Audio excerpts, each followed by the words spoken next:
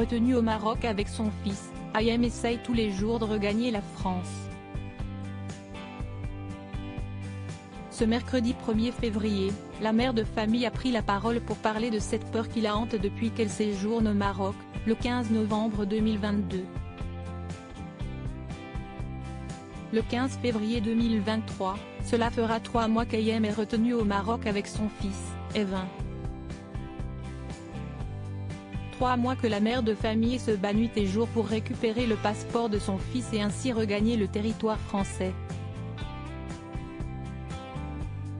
Pourtant, le 3 janvier dernier, le blogueur Akabab assurait que l'ancienne candidate de télé-réalité et son fils Evin n'étaient plus retenus et qu'il avait été aperçu en France. Des photos de la jeune maman dans un taxi à l'aéroport d'Orly ont même circulé sur les réseaux sociaux. En colère en voyant ces fausses images circuler sur Instagram et Twitter, celle qui a participé à la 5e saison de Secret Story sur TF1, est donc montée au créneau. Apparemment j'ai été vue à l'aéroport d'Orly et dans un Uber. Mais je continue de vous faire croire que je suis au Maroc car je suis une menteuse et une manipulatrice. Des conneries écrites par un petit CN à la demande d'un grand CN, avait-elle écrit via une story Instagram. L'ancienne amie de Nabila en avait profité pour partager une photo d'elle depuis sa piscine au Maroc, pour faire taire les mauvaises langues. Cette crainte d'Ayem au sujet de son fils, cela fait plusieurs mois que la vie d'Ayem a changé. Pour garder un semblant de vie sociale, l'ancienne compagne de Vincent Miclet est plus présente que jamais sur les réseaux sociaux.